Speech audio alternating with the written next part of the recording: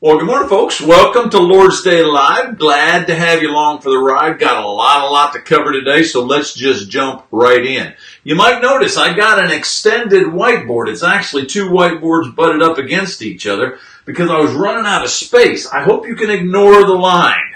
I didn't know what to do. Can't solve it, but I like these because it's made of glass. And so it writes on and erases a lot better, and I think it'll be a little more durable. Anyhow, there you go. We need to get after this. We're still doodling through the Bible, etc., and here we go. Get your papers out. Teachers, pass out the pencils, papers, etc. We're going to cover one more step today, and then next time we're going to do all review. So I'm probably going to go pretty rapidly through this, but trust me, we'll get back to it. Let's see. I did want to do this though. Before I do there. Bible class, we know that. Geo-History, yeah, we've already done that. You like to doodle, we've already covered that. We do that every week, don't we? Oh yeah, boot, blob, banana, boat. Let's do that because it will play into it just a little bit today. The boot, the blob, the banana, the boat, being balanced, beside balloons. Okay, you got all that. Boot, blob, banana, boat, being balanced. Boot, blob, banana, boat with bubbles being balanced beside balloons. I forgot to mention my bubbles, didn't I? Boot, blob, banana, boat with bubbles being balanced beside balloons. There you go. And so if you doodled it, it would look something like this. That's going to play into it in just a second. So hang in there with me as we cover this particular material. All right, let's go back to our timeline and we'll make these two things come together rapidly. Okay? You got your dot. Got a bad marker. I can tell that right off the get-go, so we're going to switch that marker out. Hopefully this is better. You got your dot. Yeah, that's a lot better. You got your timeline, dot. That timeline's not very good. I went too fast. There you go. Can you see that? Yeah, that turned out halfway good. All right, so let's divide our timeline. Hey, look, that line kind of fit in there pretty good, so we're just going to use that. Going to divide our timeline into thirds. Remember that? Okay. What's back here? Let there be. Remember, that's creation. And then way over here, that is us. Okay. We are the two bookends of creation, or of the timeline, if you will. And then, of course, over top of each, you write 2000. Why is that? Because, 2000 years approximately in each of those segments. Okay. Now, so that's your basic timeline. That's very important that you do that. In fact, I'm going to draw these a little darker because these are the primary moments in the timeline, okay? The first 2,000 years in, what are we going to have? Yes, we're going to have the tent of Abraham. Second 2,000 years in, most important event of all time is the cross of Jesus. So approximately 2,000 years Abraham, 2,000 more years Jesus, 2,000 more years it's us. You take the first 2,000, divide it in half. What do you get? Yep, the boat. So you got Noah. Take the second 2,000, divide it in half. What do you got? Yep, Star of David. That's when we're going to have the kingdoms of Israel is going to come in. And then about 100 years in, after the birth of Christ, about 100 years into the first century, you draw the Bible, because the Bible is completed at that particular point. I know all this is review, but stay with me. It's important you do it every week so that you can get it in your minds. All right, now what we're going to do is we're going to come back here and we're going to divide this, because this is a massively important period of history. We're going to divide the first 1,000 years after Abraham, you got David. About halfway through that, you're going to get the what? 10 Commandments. Is that what you said? Couldn't hear you. Yes, that's exactly right, the 10 Commandments. And then about halfway between David and Jesus coming, about 400 years. So we'll put 400 here just so we are clarifying. But about 400 years of what? Silence. Thus the question mark. Silence. No prophetic history during that time. God doesn't speak. I think basically setting up the fact that Jesus is coming and he's wanting to make it a very climactic moment, which it obviously was. All right. So there you got that basic timeline. And then we began dividing these things into kind of major events in each of these periods of history. And you might recall over here, we took and we drew the world. Not a very good world drawer, but there you go. There's the world. There's the planet. And we surrounded it by a ball of water, put the sun over here. Okay, that's the sun shining. And ultraviolet rays. And remember, they were living up to 969 years. Methuselah is the recorded fella in history that we have there. And so that time period is governed by the fact they're living a long time. I think advanced cultures back in that day, etc. But all of that's going to get wiped out by the flood. So the next period of time, isn't it nice how that little divider thing worked out for us there? All right, the next period of time, you got your cloud happening here, remember? And we're going to divide it. We got the Tower of Babel.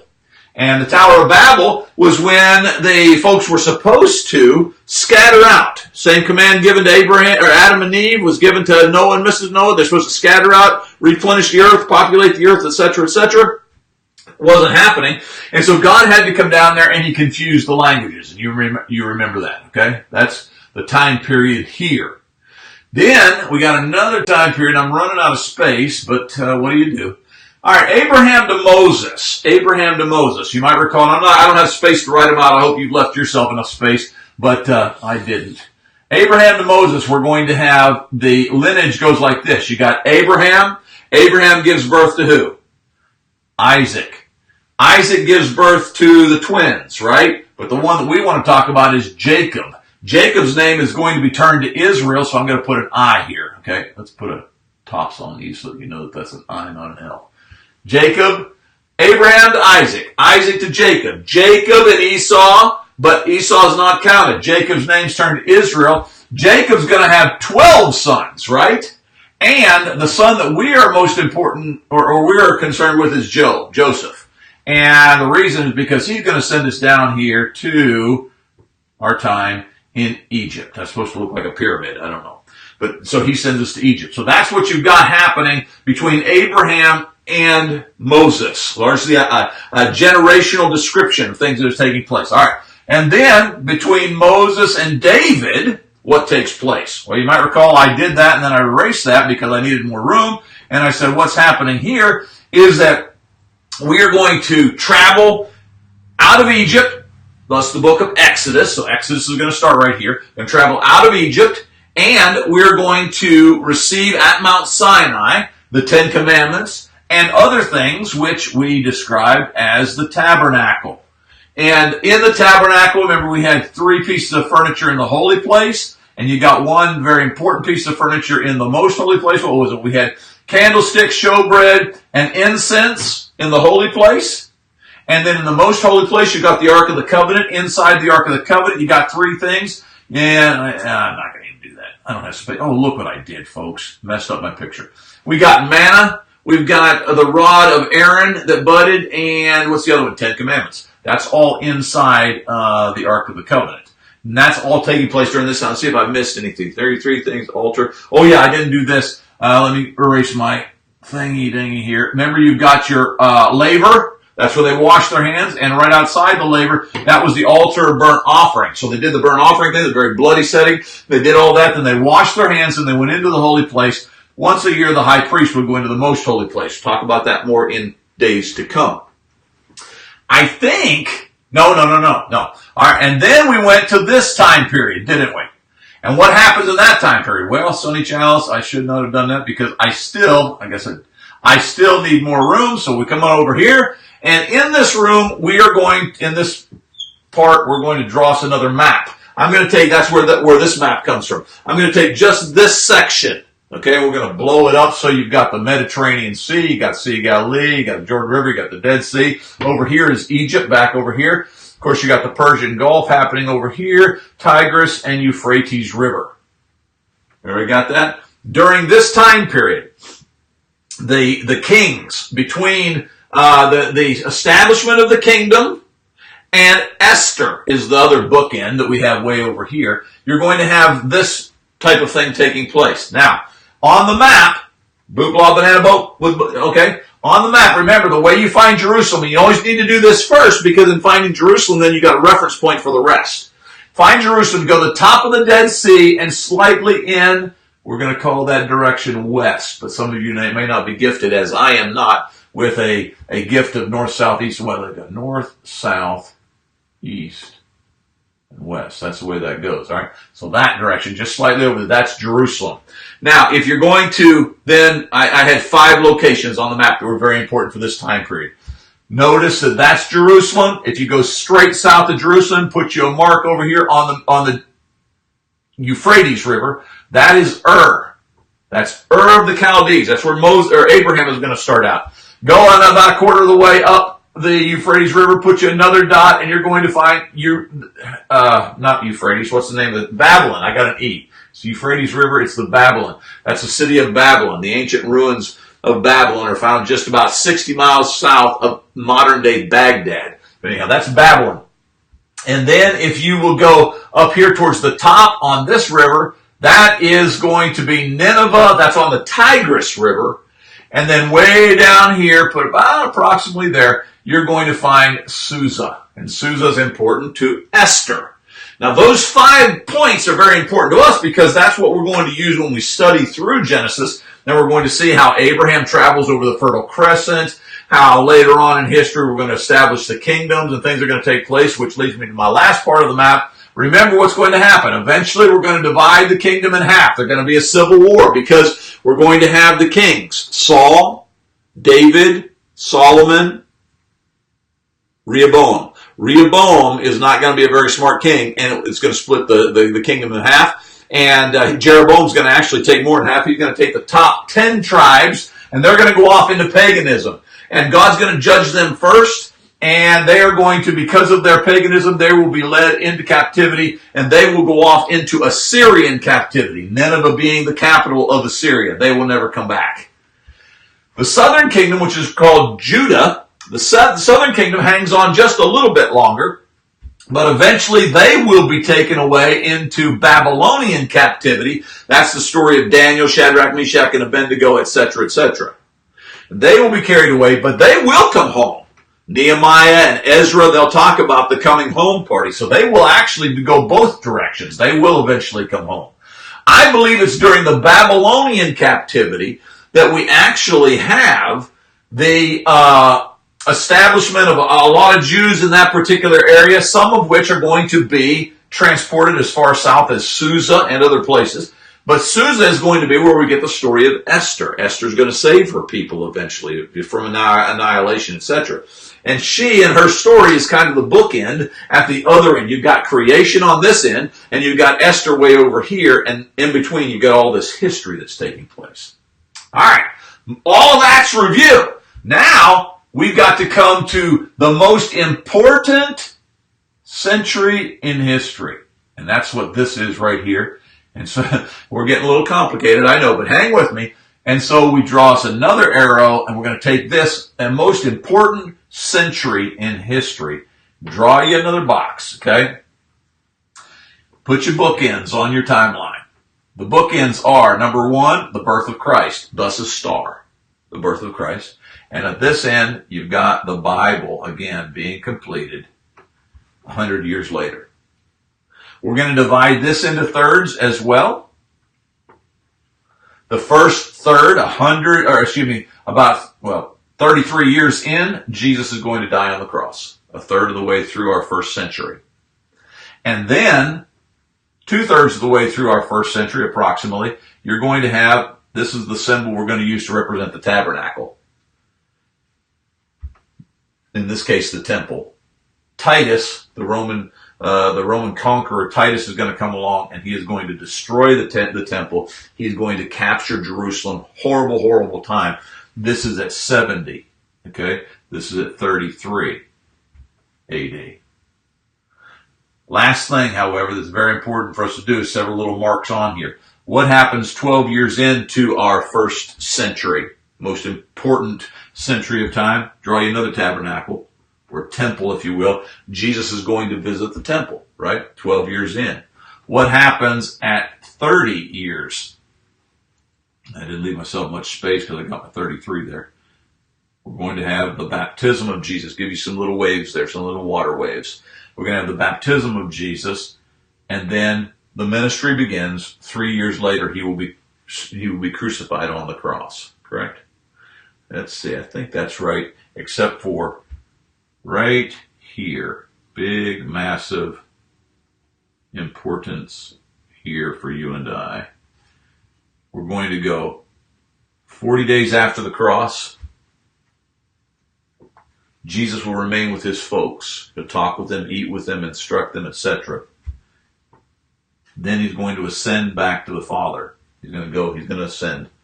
10 days, they're going to be alone, in the sense that Jesus is going to say, go to Jerusalem, wait on me, something big is going to happen. Add those two together, you get 50 days. And during those 50 days, so you can put those two together, 10 days after Jesus' ascension, you're going to have Pentecost. Penta, meaning 50. 50 days after Passover. Passover is when Jesus dies. What's so important about Pentecost? That's when the church is established. That's when the church begins. All right, that looks like a whole lot of stuff. I hope that you can see it. That is very, very important to us, however, as we begin our journey now into picking apart parts of the Bible and begin to recognize how things tie in here, and that particular story goes over there, and we can reference our boot, blah, banana boat over here. We can reference our timeline over here. I hope that you are going through this on a weekly basis and you're memorizing it and going back over it and over and over again so that you have it with you. One thing I didn't do at the boot blog before I ended class is you might recall that we also located some very important cities on this particular map. You might recall that we've got Rome up here, and you might recall that we've got Athens and we've got Corinth. We also have Ephesus.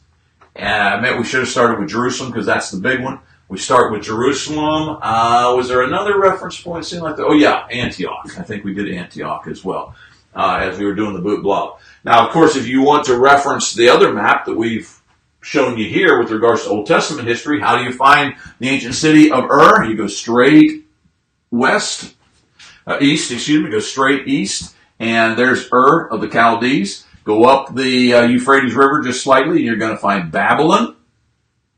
Go all the way over here, you're going to find Nineveh, and then over here is Susa, and that's where Esther is at. Just kind of give you the heads up so we have some more stuff in the future for you to recognize. They believe that the Mount Sinai, where we get the Ten Commandments, is down here in this area. There you go. All right, well, that's very important for you to know. I'm thankful that you're hanging in there with me. Next week will probably be completely review. We're just going to spend a lot of time going back through all of this and seeing how much you know. We're going to start with a boot, blah, banana, and all that. So, anyhow, it'll be a big week.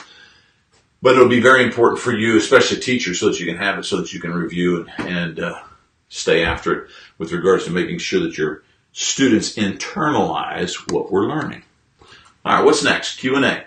All right, teachers, get out your, I'll get out of the way. Get out your cameras, take a picture of that so that you can have that. I don't know if that little cursor stays on your screen or not. I don't think it does, but it did on mine. And greatest century in history. Let's see if there's anything I didn't give you the answers to. What two events happened? 33rd year of the greatest century.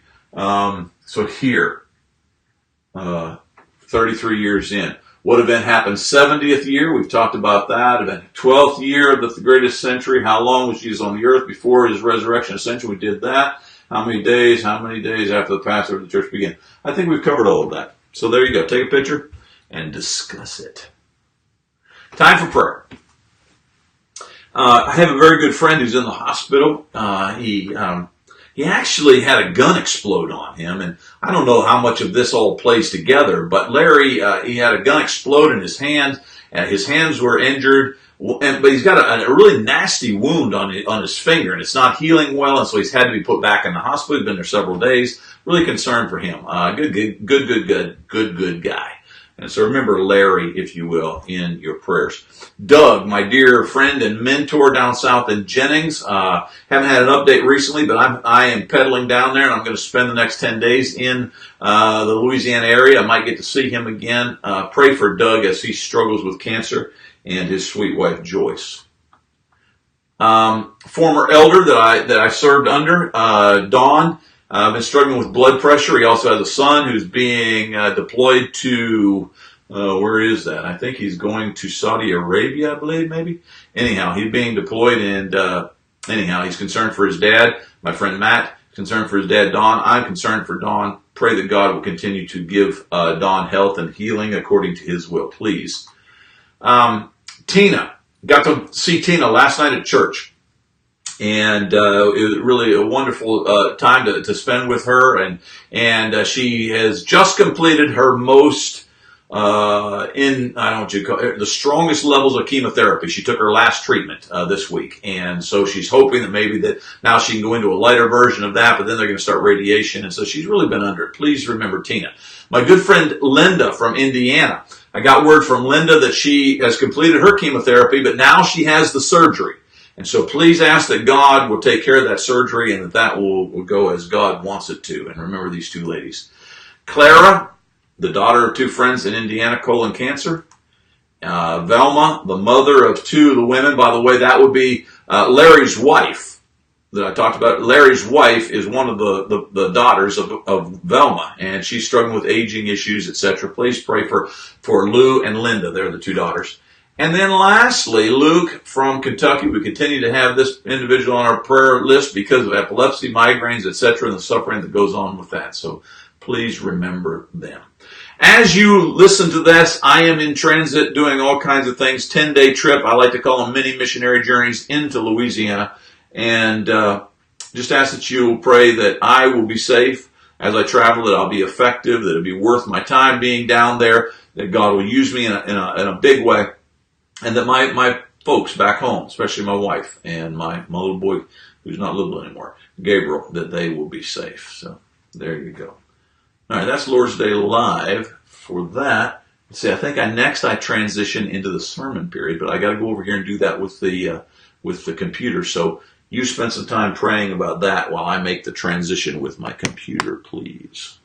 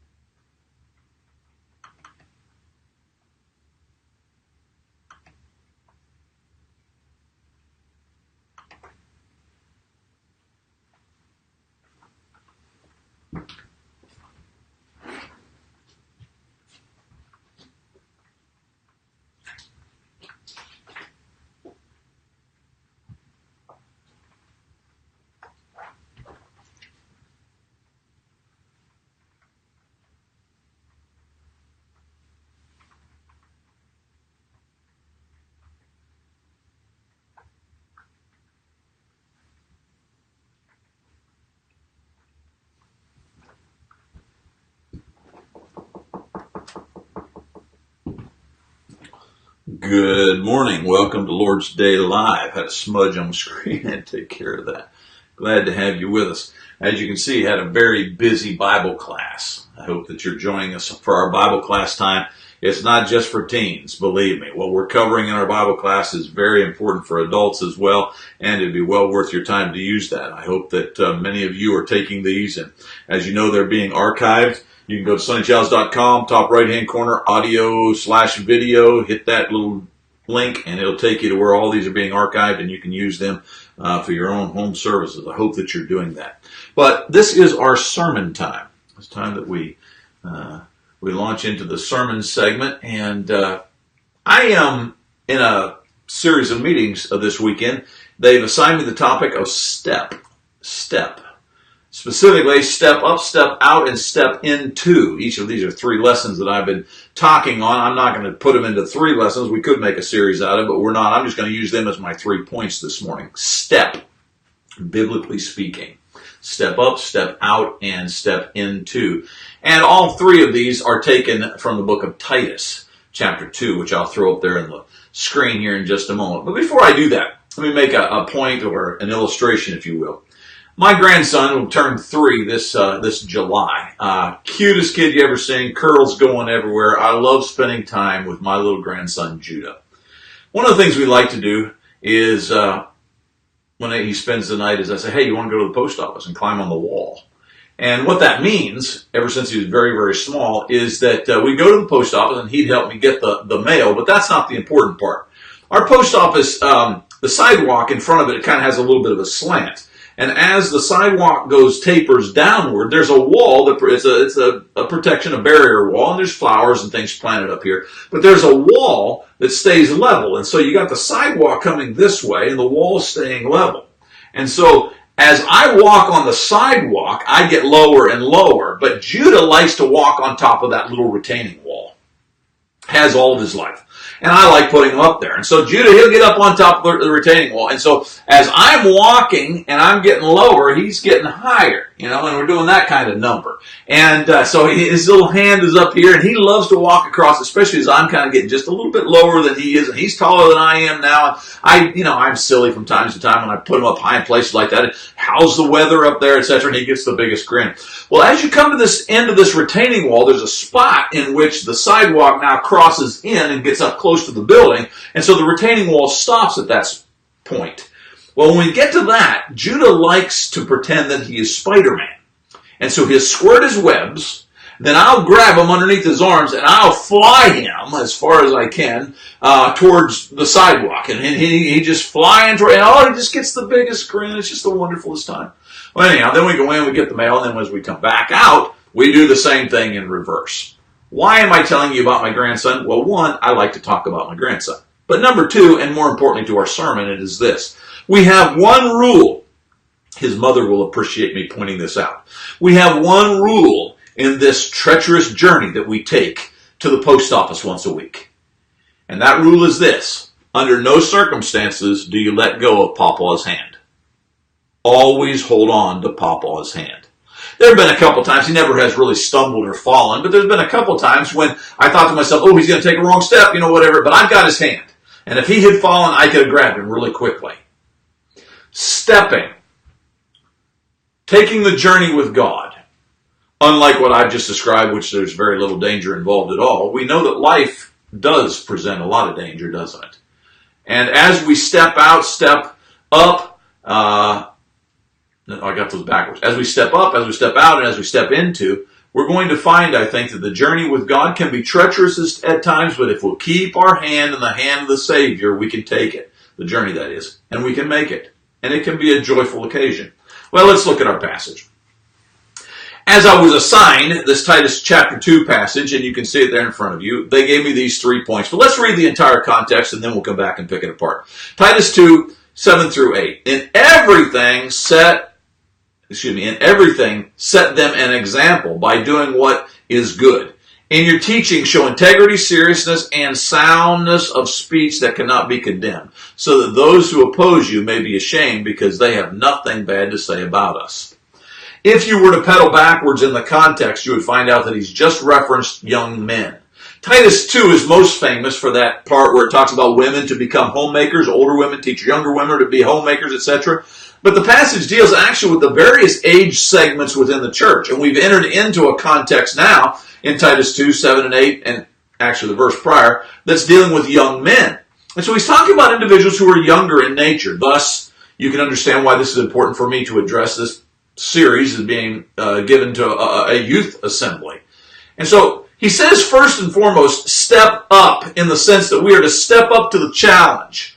Well, what is the challenge? Go back to the context. Notice what it says. In everything, set them an example. Who's the them? Read the passage prior, and you're going to find that he's talking about older folks. In other words, younger folks are to step up to the challenge of setting an example for the older folks. The reason that's interesting, and I think very important for us, is because we always talk about the older folks setting the example. In fact, I'm the one who puts Judah up on the wall, and I'm the one who sets the rules, and I set the example of what is safe and all. And so we always talk about the older people setting the example. And yet, it's important for us to recognize as older people that there's a lot that the younger people need to say as well. A lot of things that we need to watch in their life. The innocence that they have. Their ability to be energized even when they're tired. Their desire to set goals and to get after them and pursue. All of these things and more are things that we can learn from young people. And so he says, first of all, young people, you need to step up. Not talking to the adults so much as he's talking about the young people. He says, you need to step up so those adults who are watching you will have a proper example. Notice also he says, in everything, set an example. The reason I think that's important for everybody, but specifically young people, is because we need to recognize that God is always there. You can't run from or hide from God. Don't do the ridiculous thing that Adam and Eve did when they decided they would hide in the garden. And God says, "Where are you?" And they say, "Well, we're over here." And God says, "Why are you hiding?" And then they had to confess, what they had done. You can't run from God. And when God says in the garden, "Where are you?" it's not because he didn't know where they were. God knows everything. It was an opportunity for the father to ask the children to own up. Why are you hiding? They needed to have that dialogue. They needed to have that communication. We need to instill within our young people the realization that there is nowhere, not in the darkness of their bedroom, not in under the covers as they got their little iPhones out looking at things that perhaps they shouldn't be looking at, not when they're alone with their best friends saying stuff. Nowhere are they actually alone. God is always with them.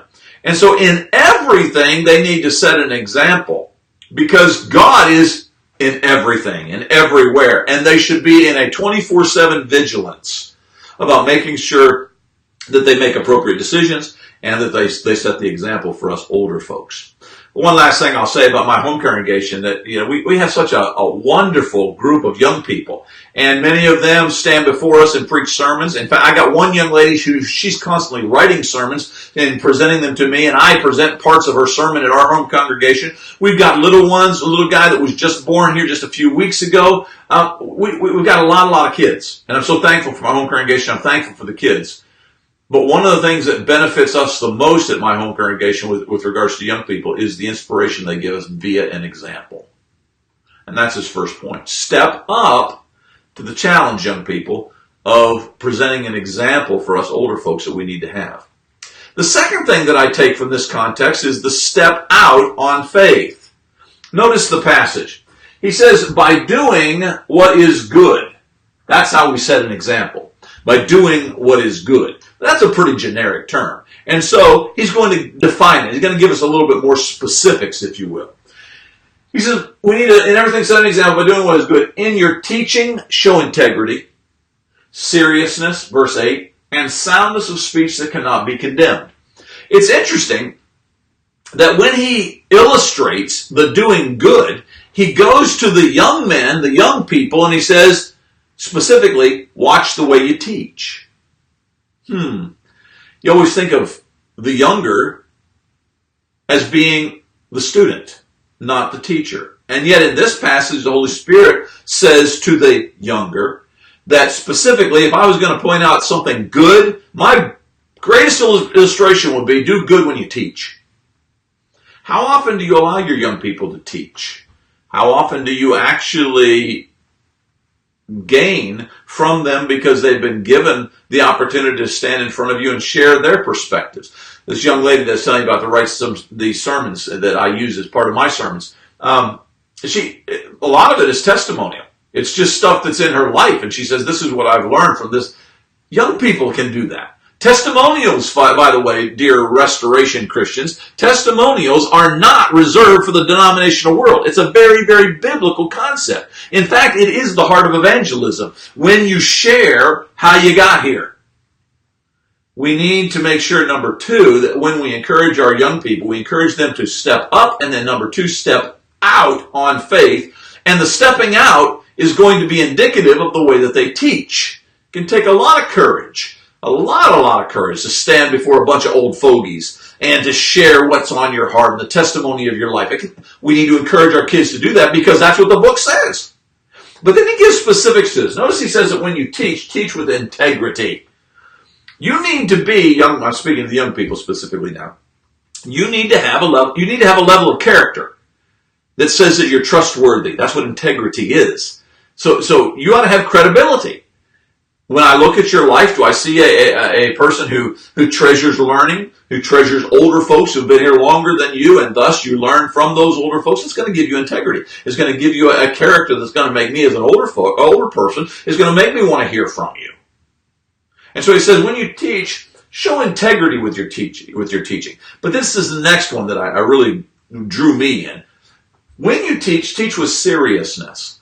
When I think of young people, and I spend the majority of my life with young people, as you know, but when I think of young people, I often think of silliness, because that's what young people often are. They giggle and they go out, and sometimes I teach the junior high class right now, and one of my biggest problems is not rebellion. It's just getting the girls to stop giggling. And when the girls start giggling, then the guys, because they want to get the attraction, they want the girls to be attracted to them, so the guys start giggling. And then you got a whole class full of gigglers. That's what you often think of with regards to young people. But notice that he says here in Titus chapter 2 to the young men, he says, you need to teach with integrity, and you need to teach with seriousness. There's a time when we put laughter and giggling aside. And in my example that I'm trying to set before the older folks, I present them with a serious view of my character and how it has been shaped by the Savior. And so we need to have integrity, we need to have seriousness, and then he says when you teach, have a soundness of speech. A soundness of speech. Another area that you often think of with regards to young people, and that is their sometimes crude approach to communication. That's not what he says here. He says part of the example for a young person is that their speech should be sound, it should be solid, it should be consecrated, if you will. They should use a speech that's indicative of a Christian's life and character, because in the speech that you use, you present one of the greatest evidences of whether or not you are actually working with a character of integrity or not. And so, excuse me, we need to encourage our young people to have a soundness of speech. And then he ends with this, that cannot be condemned. Meaning you don't deal with the nonsensical. You deal with that which is affirmed by a standard that's bigger than you, specifically Scripture. That's why this whole mess that you're seeing over here, teaching our young people, and I hope some adults are tuning in, the timeline of history, and how you can find various places on the Bible geography. That's so very, very important, because it's the book, the Bible, that gives us real credibility. And so we need to be able to teach with a level of integrity, etc., but specifically so that nobody can condemn it, because the authority of my speech is not me. The authority of my speech is the Creator himself. And you can't win an argument with the Creator. Number 3 then, it's also to step into the light, as he concludes. Let's read it all again together in context so we can see that. In everything set an example by doing what is good. Well, what does that mean? I do an example is the point. Do what is good. What's that mean? Well, teach with integrity, seriousness, soundness of speech so that nobody can condemn you. Then he concludes, so that those who oppose you may be ashamed because they have nothing to say about us. Watch it. He says, so that cannot be condemned, and then he says, those who oppose you. Isn't that kind of contradictory? No. There is a lot of folks who are being condemned for doing the right thing. Being condemned is not the same thing as being opposed necessarily. In this situation, you got individuals who are opposing you, and they are condemning you perhaps for doing what is good. That's their opposition. It doesn't mean that you're wrong. I guess that's the point I'm trying to make. I was a little complicated there. So that those who oppose you, those who are condemning you, or those who should not be condemning you, that as they oppose you, they're going to be ashamed because they have nothing bad to say about us. Can you imagine having a character like that? I don't remember ever hearing that person say a bad word. I don't remember ever hearing that person say something that was gossip-like. I don't remember them ever losing the temper. Now, I know that may be kind of a really high bar to set, and most of us can't reach that. But if we can have a pattern of life that allows us to be able to look over our shoulder and say, it's been a long time since I've said anything that was profane. It's been a long time since I've gossiped about my neighbor. It's been a long time since. If we can have that pattern of life, then we have a pattern that's leading us to godliness. We need to have this happening in our life so that they cannot oppose us, or excuse me, so those who do oppose us will be ashamed of their opposition. Why? Because they have nothing bad to say about us. I want to wrap this up by staying with that third point and making a comparison between our passage and 2 passages that you see on the right. Here's our passage. We need to live this way so those who oppose us, will be ashamed and they don't have anything bad to say about us. And yet, notice what John chapter 1, the Savior, the most perfect Lamb of God, what happened in his life. The true light the true light that gives light to everyone was coming into the world. He was in the world, and though the world was made through him, the world did not recognize him. Maybe one of the saddest passages in all the Bible. He made the world, and yet the world didn't recognize their creator. But it's verse 11 I want you to see. He came to that which was his own, but his own did not receive him. Specifically within the creation, he came to the Jew. He came to the ones who had the set-apart individuals. The ones who have been sanctified, they had been elected, Romans chapter 9. These are individuals who God had set apart to bring about Jesus, but had set apart as his own personal people. Well, years later, Jesus comes, and he's born to a Jew. And so he's born a Jew, and yet he comes to his own folks, and his own folk, if his own folks don't recognize him, do you think those on the outside are going to recognize him? Tying back to our passage, there are those who oppose us. But at the end of the day, when they oppose us, they really have nothing bad to say about us. Because we are living a righteous life of Jesus. They can oppose us from their own particular slant on life as far as their opinions are, but as far as the standard that's given to us by the Creator, there's no legitimate opposition. They're going to be ashamed of themselves. And that being ashamed of themselves shows up in this passage, 1 Thessalonians 4:12. So that your daily life may win the respect of the outsiders. It doesn't mean that they're going to be like you. It doesn't mean that they're going to agree with you. But at the very least, they will respect you because you have shown light into a dark world. Notice he says up here, the true light that gives light to everyone was coming into the world. Jesus was called to come into this world and provide illumination. But do you know what he says of us? You are the light of the world.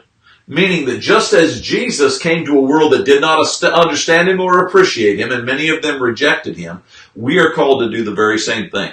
We go into a community that many of them will not understand us or appreciate us, but at the very least, they have nothing bad to say about us. Because we are loving, we are caring, we are compassionate, we are merciful. We stand with the values of the Creator. I'd like to end with a reading of a poem. This particular poem was written by, Will Allen Drumgoole, I believe is how you pronounce it. But this is the challenge that we have with regards to stepping.